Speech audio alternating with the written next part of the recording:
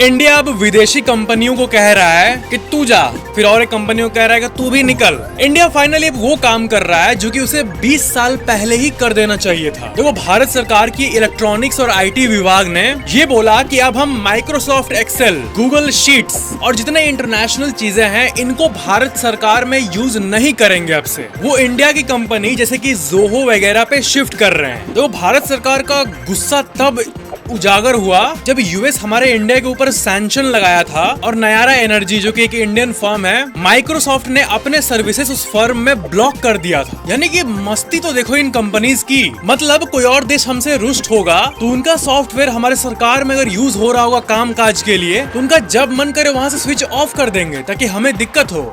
ये क्या है भाई? यही कारण है कि चाइना के सरकारी सॉफ्टवेयर आप देखोगे तो सब चाइनीज फाइनीज में लिखा रहेगा, इंग्लिश में नहीं। हर देश में अपना रीजनल लैंग्वेज ही और लोकल सॉफ्टवेयर ही वहाँ के एक मेन सिस्टम में यूज होता है। मेन सिस्टम मतलब सरकारी सिस्टम्स जिस पे पूरा देश डिपेंडेंट है। फॉरेन सॉफ्टवेयर पे रिलाई करने से नहीं चलेगा। भारत की सरकार माइक्रोसॉफ्ट विंडोज को छोड़ के इंडिया में बना माया ओएस को यूज कर रही है। अब से सारे गवर्नमेंट एम्प्लॉइज में व्हाट्सएप छोड़ के इंडिया का अपना मैसेजिंग सॉफ्टवेयर संदेश को रोल आउट किया जा रहा है। और इंडियन आर्मी के बातचीत का तो मैंने आपको बताया था कि वो व्हाट्सएप नहीं बल्कि भारत का एक स्पेशल सॉफ्टवेयर संभव यूज करते हैं। तो ये सब जो होते हुए दिख रहा है ये सुनने में सिंपल लग रहा है लेकिन ये बहुत जरूरी है भाई, और इससे हमारा देश का फ्यूचर सिक्योर हो रहा है एक्चुअल में। हाँ, इंडियन